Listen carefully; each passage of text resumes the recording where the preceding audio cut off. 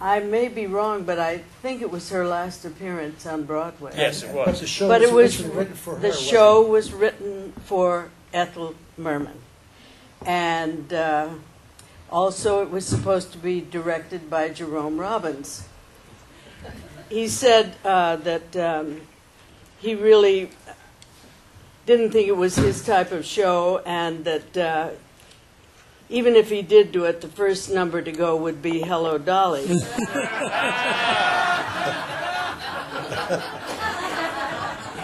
It was in Ethel's contract that he would rehearse her for a couple of weeks before she went into the show. And he'd put about 3, 4, maybe. I think after Ginger Rogers, he decided that he just couldn't do it anymore. And of course, I'm really telling tales about other people, but he called it the Woody Woodpecker version. And so he also wasn't feeling very well, so he said, I want you to go to New York and sit in for me. There was one really daunting problem, and that was the first song, I'll Put My Hand in Here, which was supposed to have a really quick tempo, and you just words followed words, and she presented the cards to all those people on the stage and get it over with. That was the opening number. It went like a snail's pace. And I kept nodding and going like this a little bit, and nothing helped. So I finally talked to Lucia, and I said, it's really starting the show off with a kind of a downer. And she said, I know. And I said, all right, I guess it's up to me. And as I remember, she didn't take it too badly. I think I got her tanked up enough so that she wouldn't, she was not. And she said, well, I'm not used to doing fast lyrics. I said, but you can do anything. This show was written for you, and it needs that little oomph.